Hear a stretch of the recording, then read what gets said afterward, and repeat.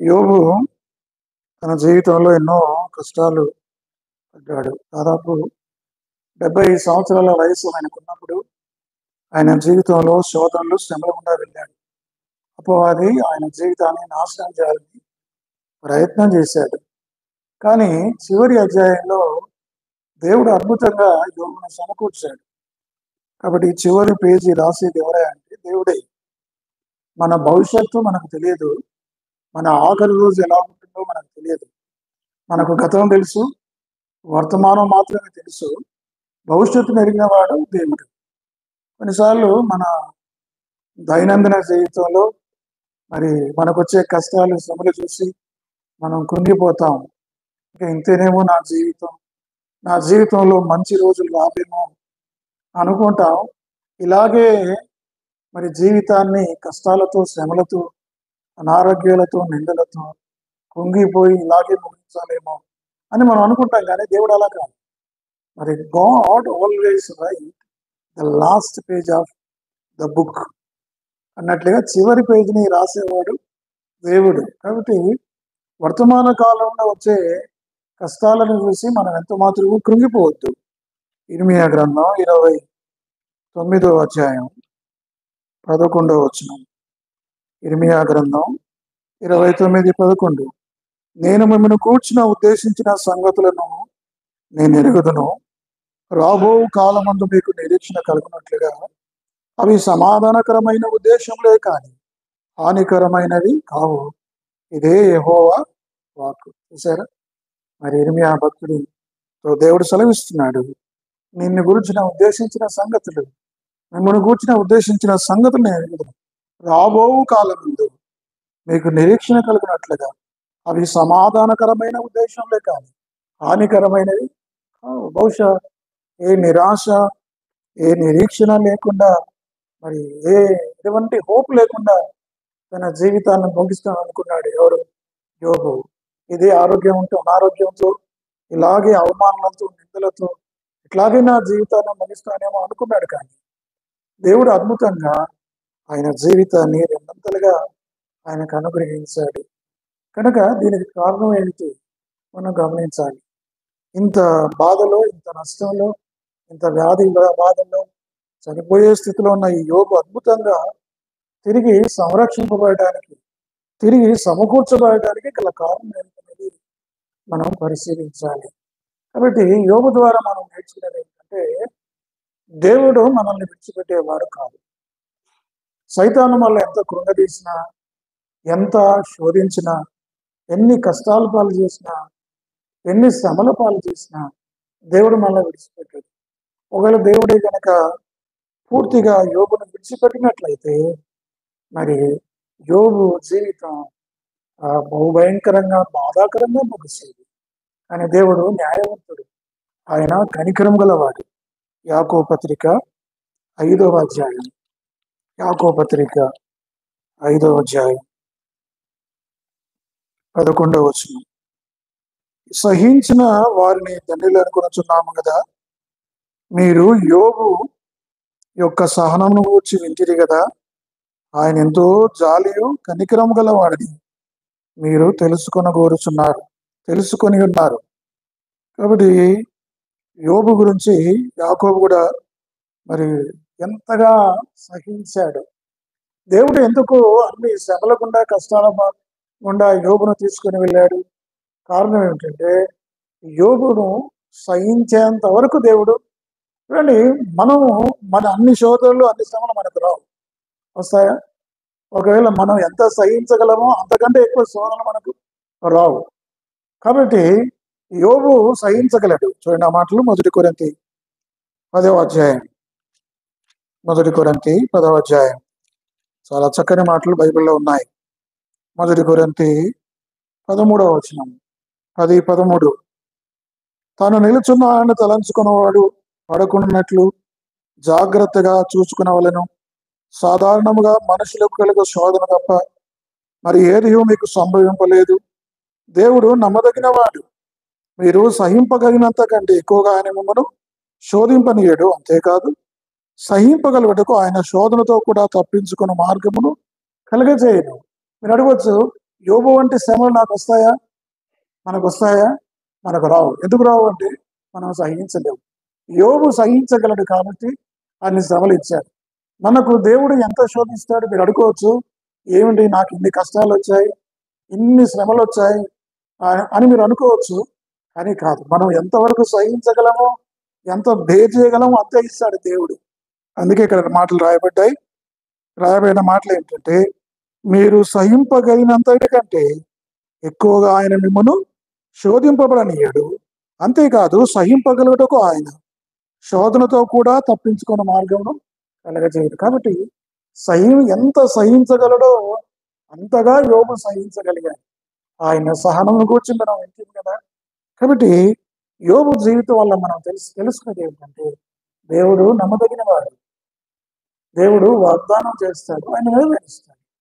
నేను నిన్ను ఎన్నడూ విడువను, ఎడబాయనను వాగ్దానం ఆయనే చేసిన కదా. ఇప్పుడు యోబును ఆయన విడిచిపెట్టలేదు. సైతాను ఆయన జీవితాన్ని అతని జీవితాన్ని నాశనం చేయాలని ప్రయత్నం చేస్తాడు. సైతాను మనల్ని కూడా నాశనం చేయాలని ప్రయత్నం చేస్తాడు. దొంగతనమును హత్యను నాశనం చేయడం తప్ప మరి దేనికిని రాడు. వాడు దొంగ వలె ఆదాము హవ్వల మహిమ వస్త్రాలు దోచుకున్నాడు. నీవు నేను అలక్ష్యంగా ఉంటే మనల్ని కూడా దోచుకుంటాడు. చివరికి మనల్ని నరకానికి పంపడానికి కూడా వాడు వెనకాడడు.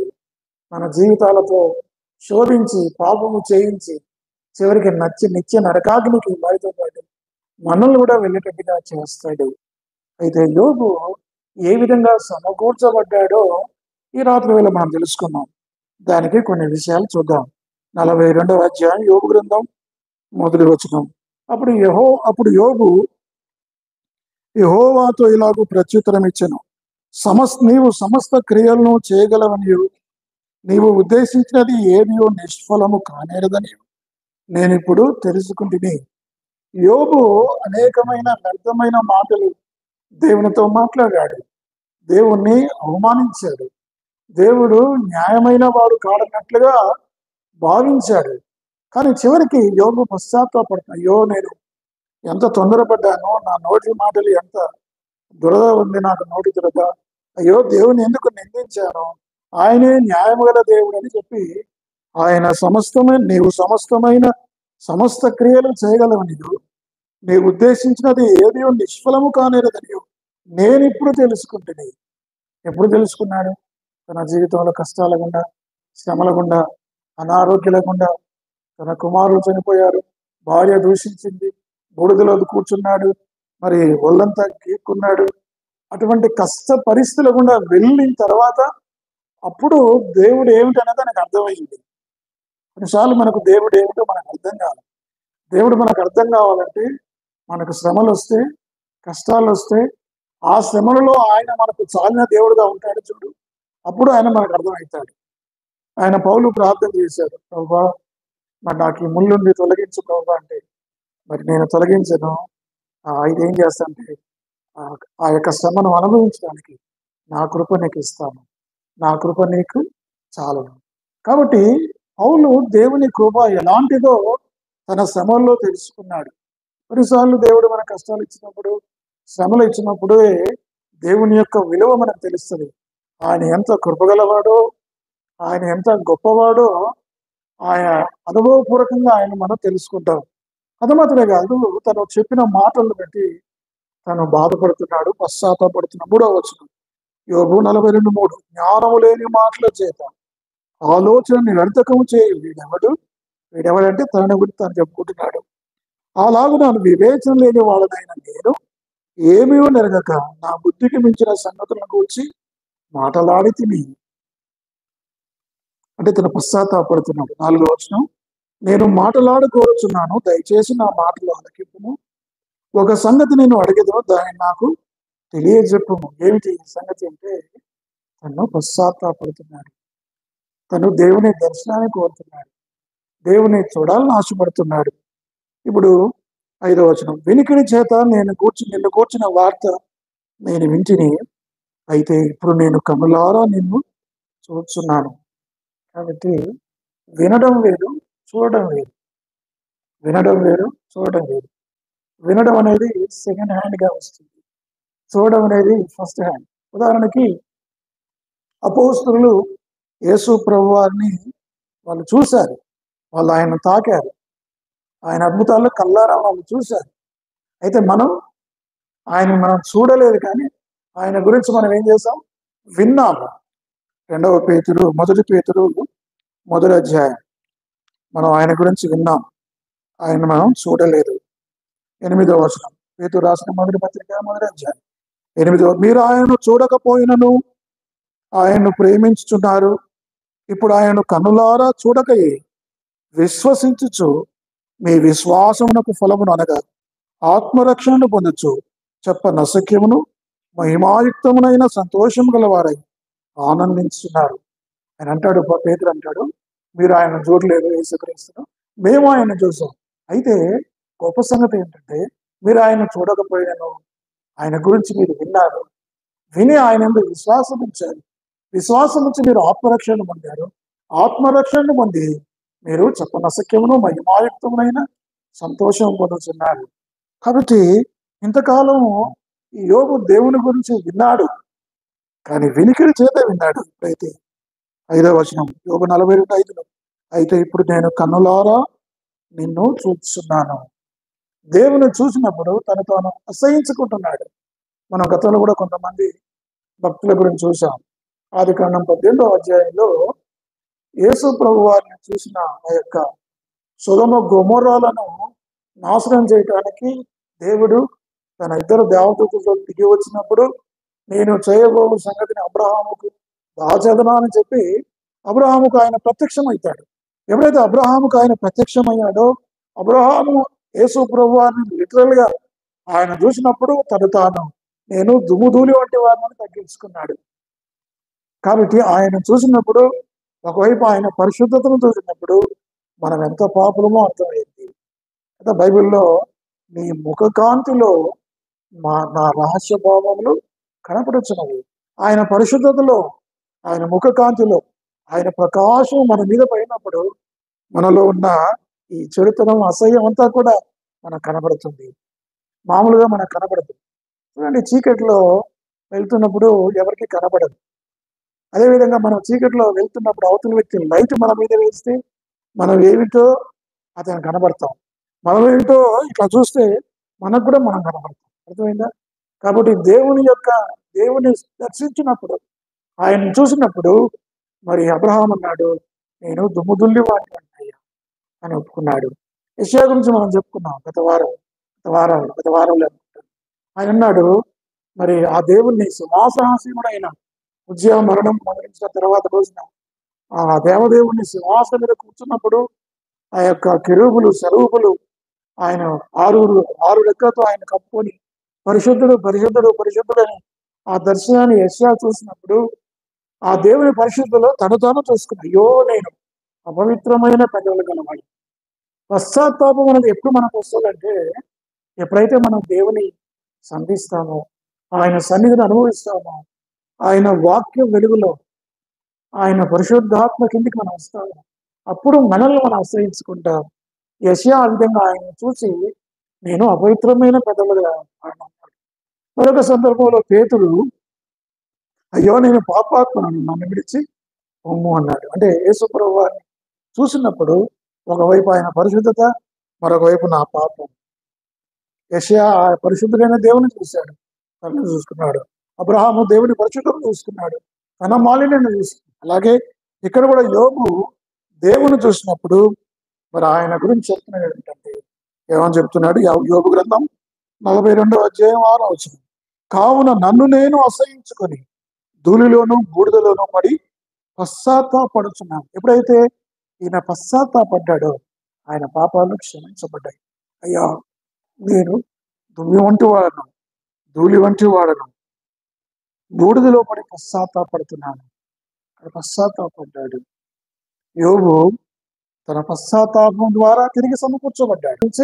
సమస్త దుర్నీతి నుండి మనల్ని పవిత్రులుగా చేయండి. ఎప్పుడు మనకు పవిత్రత వస్తుంది, ఎప్పుడు మనం సమకూర్చబడతామంటే మన పశ్చాత్తాపం ద్వారా. యోబు కూడా తన జీవితంలో మరి ఆఖరి పేజీలో, ఆఖరి అధ్యాయంలో తను మాట్లాడన్నిటికీ, అయ్యో నేను వ్యర్థమైన మాటలు పలికాను, నేను పాపాత్ముని, నేను పశ్చాత్తాపడుతున్నాను, నేను సరిగ్గా అంచనా వేయలేకపోయాను. నీవు సమస్తమైన క్రియలు చేయవాడవని, నీవు న్యాయవంతుడవని ఇప్పుడు నేను తెలుసుకున్నాను. ఆయన నన్ను క్షమించు, నీ ముఖ దర్శనం నాకు కలిగింది, నేను పశ్చాత్తాపడుతున్నాను. దేవుని బిడ్డలమైన మనం పశ్చాత్తాపం, గత వారాలన్నింటిలో మనం పశ్చాత్తాపాన్ని గురించే మనం చూస్తున్నాం. క్రైస్తవ జీవితానికి పశ్చాత్తాపం అనేది ఎంతో ప్రాముఖ్యమైనది. పశ్చాత్తాపం లేకుండా మరి ప్రాయశ్చిత్తం లేదు. పశ్చాత్తాపం లేకుండా ప్రాయశ్చిత్తం లేదు. నీకు ప్రాయశ్చిత్తం కలగాలంటే ఏం చేయాలి? పశ్చాత్తాపడాలి. ప్రభు ఎదుట పెరిగి నలిగిన ఉదయంతో రావాలి. యోగు వలె, యెషయా వలె, అబ్రాహాము వలె, పేతురు వలె మనం కూడా ఆయన ఎదుట మన తప్పిదాలు ఒప్పుకోవాలి. ఎప్పుడైతే యోగు ఆయన తప్పిదాలు ఒప్పుకొని తనతో అసహించుకొని తన పాపాల విషయమై, తన మాటల విషయమై, తన ప్రవర్తన విషయం పశ్చాత్తాపడ్డాడు, దేవుడు ఆయన పాపాలని క్షమించాడు, సరమకూర్చబడ్డాడు. అంత మాత్రమే కాదు, అప్పుడు దేవుడు ఇప్పుడు 7వ వచనం, యెహోవా యోబుతో ఆ మాటలు పలికిన తరువాత ఆయన తెమానీయుడైన ఎలీఫజుతో ఇలాగూ సెలవిచ్చి, నా సేవకుడైన యోబు పలికినట్లు మీరు నన్ను గూర్చి యుక్తమైనది పలకలేదు. ఏమిటి యోబు పలికింది? యోబు దీనత్వాన్ని చూపించాడు. యోబు దేవుని ఎదుట తగ్గించుకుంటున్నాడు. యోబు దేవుని యొక్క గొప్పతనాన్ని వర్ణిస్తున్నాడు. అదే సమయంలో తన యొక్క పాపం యొక్క ప్రభావం, తన పాప పతనాన్ని ఒప్పుకుంటున్నాడు, పశ్చాత్తాపడుతున్నాడు. అంటున్నాడు యోబు గురించి దేవుడు సాక్ష్యం ఇస్తాడు. చూడు ఎంత తగ్గించుకున్నాడు, ఎంత పశ్చాత్తాపడుతున్నాడు. మీరు ఆ విధంగా లేరే, మీరు గర్వం కలిగి ఉన్నారు కనుక నా కోపము మీ మీదను, నీ మీదను, నీ ఇద్దరు స్నేహితుల మీదను మండుచున్నది. చూసారా, ఎవరు తగ్గించుకుంటారో, ఎవరు పశ్చాత్తాపడతారో దేవుడు వారిని క్షమిస్తారు. ఎవరైతే అహంకారంతో, గర్వంతో ఉంటారో దేవుడు వారిని, బైబిల్లో రాయబడిన, యాకోబుపత్రికలో రాయబడిన మాటలు ఏంటంటే, ఆయన అహంకారులు ఎదిరించి దీనులకు తన కృప అనుగ్రహించి, అహంకారులు ఎదిరిస్తాడు. మీరు అహంకారం కలిగిన వ్యక్తుల వలె తెమానీయుడు తన ఇద్దరు స్నేహితులు ప్రవర్తించారు. యోబు అలాంటి వాడు కాదు. యోబు తగ్గించుకొని ప్రార్థన చేశాడు. మహాగణుడు, మహోన్నతుడు, పరిశుద్ధుడు, నిత్య నివాసి అయిన వాడు ఇలాగ సెలవిస్తున్నాడు, నేను మహోన్నతమైన స్థలములో నివసించిన వాడును, అయినను విరిగిన నలిగిన వారి హృదయములు ఉజ్జింప చేయటము నేను వారిలో కూడా నివసిస్తున్నా అని చెప్పి యెషయా గ్రంథంలో ఆ మాటలు రాయబడ్డాయి. కనుక దేవుడు నివసించే స్థలాలు రెండు. ఒకటి మహోన్నతమైన స్థలం, అనగా పరలోకంలో ఆయన ఉంటాడు. రెండవది విరిగి నలిగిన వారి హృదయంలో కూడా ఆయన ఉంటాడు. అహంకారులు, గర్విష్ఠుల వలె మనం ఉండకూడదు. తేమానీయుడి వలె, తన స్నేహితుల వలె మనం ప్రవర్తించకూడదు. కానీ యోబు వలె మనం తగ్గించు. అప్పుడు చెప్పాడు, మీకు ప్రాయశ్చిత్తం ఎలా కలగాలంటే మీరు బలి అర్పించాలి. బలి అర్పించడమే కాదు, యోబు మీ నిమిత్తము ప్రార్థన చేయాలి. చూడండి, అప్పుడు నా సేవకుడైన యోబు, ఇప్పుడు ఏమైపోయాడు యోబు ఏమైపోయాడు? దేవుడికి సేవకుడైపోయాడు. The Job the sinner became the Job the servant అయిపోయాడు. కాబట్టి పాపి అయిన యోబు ఇప్పుడు సేవకుడైన యోబుగా మారిపోయాడు. ఎలా మారిపోయాడు?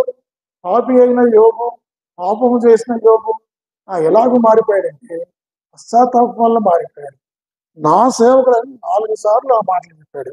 చూడండి, అప్పుడు నా సేవకుడైన యోబు 8వ వచనంలో ఆ మాట ఉంది. అదేవిధంగా ఇంకెక్కడున్న మాట, అదే వచనంలో 2వసారి నా సేవకుడైన యోబు అనే మాట ఉంది. తర్వాత 7వ వచనంలో కూడా నా సేవకుడైన యోబు అనే మాట ఉంది. మొత్తం 4 సార్లు ఉంది, అది మీరు గమనించండి. మరి అదేవిధంగా నా సేవకుడైన యోబు అని యోబు గ్రంథం 2వ అధ్యాయం, యోబు గ్రంథం 2వ అధ్యాయం, నా సేవకుడైన యోబు అని కూడా అక్కడ రాయబడింది. 1వ అధ్యాయంలోనూ లేకపోతే 2వ అధ్యాయంలో కూడా నా సేవకుడైన యోబు గురించి నువ్వు ఆలోచించితివా అని 2వ అధ్యాయం 3వ వచనం.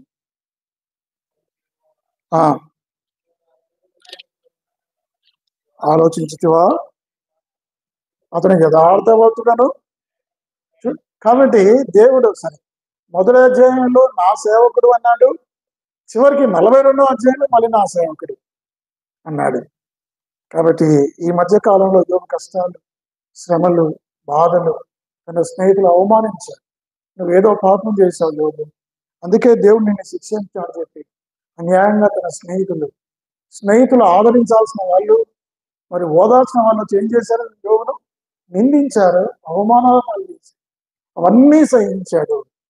కాబట్టి యోబును వారు అన్న మాటలన్నీ కూడా దేవుడు వారితో చెప్తున్నాడు. యోబును మీరు నిందించారు, నా గురించి కూడా మీరు వ్యతిరేకంగా మాట్లాడారు. మీరు మీ పాపాలకు క్షమించబడాలంటే మీరు బలి అర్పించాలి. యోబు గ్రంథం 42వ అధ్యాయం 8వ వచనం. కాబట్టి 7 ఎడ్లను 7 పొట్టేలుగా మీరు తీసుకొని నా సేవకుని యోబు యొద్దకు పోయి మీ నిమిత్తము దహన బలి అర్పింపవలను. అప్పుడు నా సేవకుడైన యోబు మీ నిమిత్తము ప్రార్థన చేయను. మీ అవివేకమును బట్టి మిమ్మల్ని శిక్షింపకున్నట్లు నేను అతనిని మాత్రమే అంగీకరించదును. ఏలైనగా నా సేవకుడైన యోబు పలికినట్లు మీరు నన్ను కూర్చి యుక్తమైనది పలకలేదు. ఇప్పుడు యోబు 3వ స్టెప్ ఏంటంటే,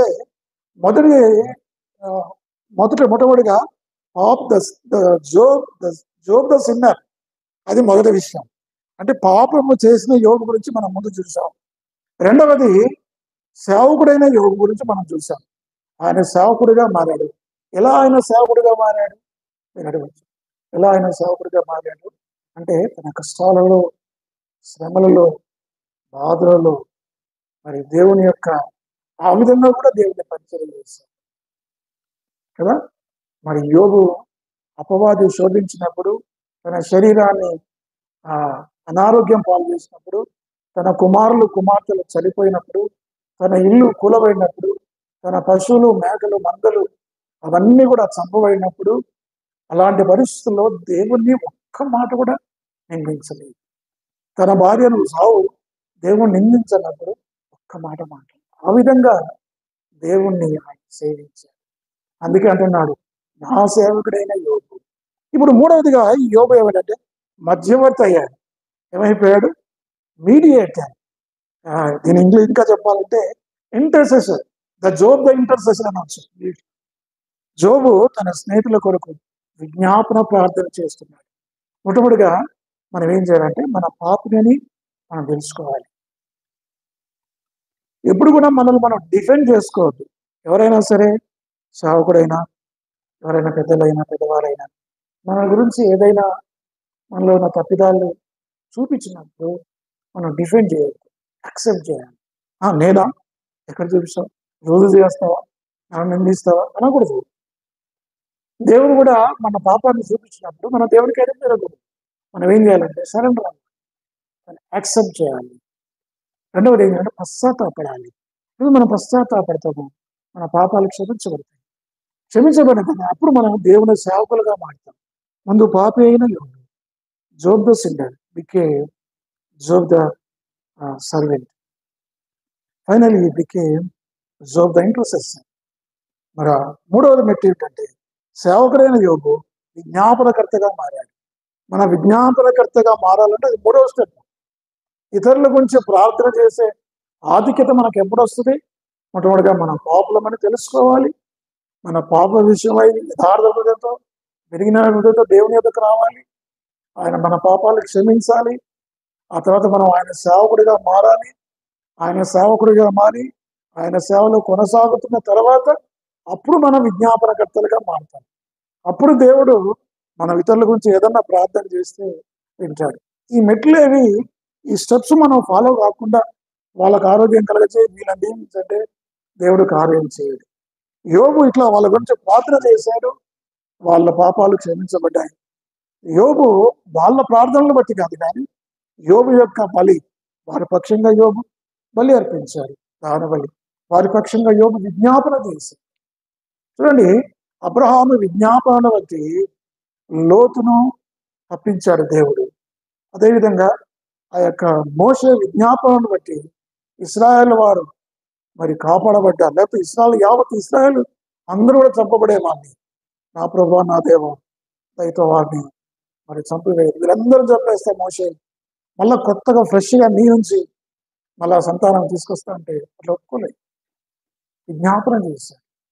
విజ్ఞాపనకర్తలుగా మనం ఉంటాం. పౌలు నా ప్రజల గురించి చూడండి, ఆ మాట నాకు ఆయనకున్న భారం. రోమా 10వ అధ్యాయం 1వ వచనం. రోమా 10వ అధ్యాయం. ఇలాంటి విజ్ఞాపనకర్త పౌలు. పౌలు తన ప్రజలైన ఇశ్రాయేలు కొరకు ఎంతగా చదవండి. రోమా 10:1. సహోదరులారా, ఇశ్రాయేలు రక్షణ పొందవలనని నా హృదయాభిలాషయు వారి విషయమై నేను దేవునికి చేయు ప్రార్థనయై ఉన్నది. చూసారా? అదేవిధంగా రోమా 9వ అధ్యాయం 1వ వచనం. రోమా 9:1 వచనం. నాకు బహు దుఃఖమును నా హృదయంలో మానని వేదన కలుగు. ఏమిటి ఆయనకున్న దుఃఖం అంటే? ఏమిటంటే తన సొంత ప్రజలు ఇశ్రాయేలు మారు మనసు పొందాలి. నేను చదువుతాను. క్రీస్తునందు నిజమే చెప్పుచున్నాను, అబద్ధమాట లేదు. పరిశుద్ధాత్మయందు నా మనస్సాక్షి నాతో కూడా సాక్ష్యమిచ్చున్నది. సాధ్యమైన దేహ సంబంధులైన నా సహోదరుల కొరకు నేను క్రీస్తు నుండి వేరే శాపగ్రస్తుని ఉండకూడదు. తన సొంత ప్రజల గురించి, తన సహోదరులు అంటే ఇశ్రాయేలు యూదుల గురించి అది ఎంత విజ్ఞాపన చేస్తున్నారు. అవసరమైతే వారి రక్షణ కొరకు, ఒకవేళ వారు రక్షింపబడితే నరకానికి వెళ్ళటానికైనా నేను శాపగ్రస్తుని కోరడానికి ఇష్టపడుతున్నానని తన హృదయం అంటే ఇట్లా విజ్ఞాపన చేయాలి. అంత బర్నింగ్ డిజైర్తో ఇతరుల గురించి మనం విజ్ఞాపన చేయాలి.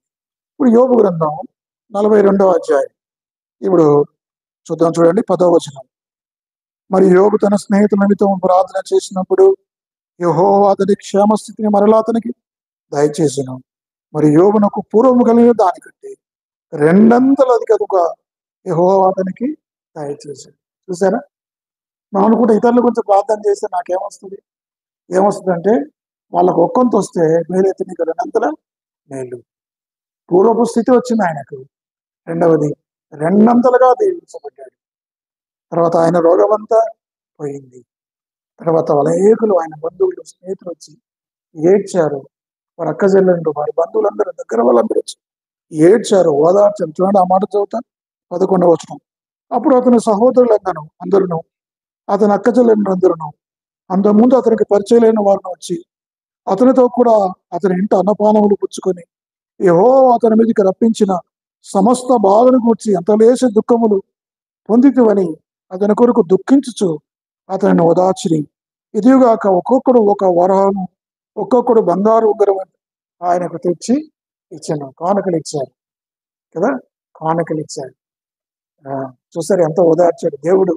ఆయన పూర్వస్థితిని ఆయనకు ఇచ్చాడు, ఆరోగ్యాన్ని ఇచ్చి. ఆయన బాగుపడిన తర్వాత ఆయన అక్కజల్లు వచ్చి ఏడ్చారు, అయ్యా ఈ దినాలు ఎంత బాధపడ్డావు అని చెప్పి ఆయన ఓదార్చాడు.